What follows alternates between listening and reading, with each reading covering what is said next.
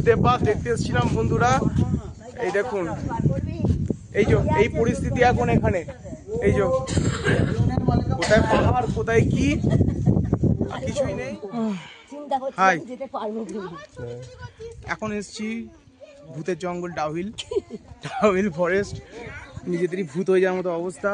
এই যে আমাদের গ্রুপ রয়েছে, সবাই হাত নাড়িয়ে দাও। যে ডাউহিল ফরেস্ট, ভূতগুলো সারা রাত ডিউটি করে এখন আপাতত একটুখানি ক্লান্ত হয়ে পড়েছে, অফ ডিউটি রয়েছে। কালকে রবিবার ছিল তাই ভূত অনেক ডিউটি করেছে, ক্লান্ত আছে। ফিলহাল আমরা ডিউটি এখন করছি অনলাইনে।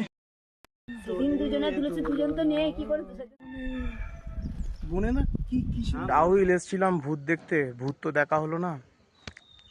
চিলড্রেন পার্কে এসছি এখন আপাতত দোলনায় দুলতে, এতেই আনন্দ করছি, ভাল লাগছে।